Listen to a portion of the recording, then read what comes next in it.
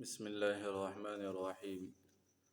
حضرت ادریس علیه السلام ته الله تبارک وتعالى نبوت پیغمبر هم ورکړی و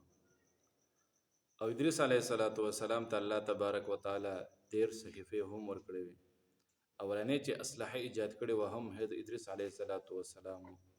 او کوم قلم باندې چې اول لیکل کړي و هم ادریس علیه السلام او دغه شانتي ګندلې شوی جامې د ګندلو جامو د ایجاد دا هم حضرت ادریس علیه السلام کړو او دغه شانتي د علم نجوم د حساب کتاب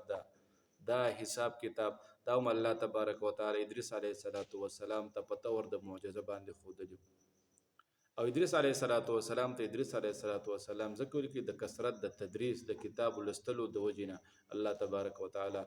ادریس علیه السلام ته نوم دغه ویل کې تفسیر مظهری ذکر کړی دی. دا د نوح علیه السلام نه 1000 مخکې تیر شوی حضرت ادریس علیه السلام. دا هغه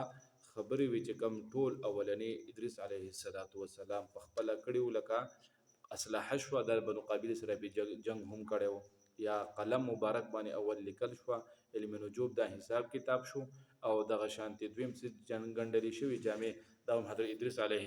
السلام اول ایجاد کړی وي او اول اغوستلی هم حضرت ادریس علیه السلام. او د ناب تول چې کوم دا تور طریقې دی ناب تول دا ټول طریقې حضرت ادریس علیه السلام مبارک ایجاد کړی دي.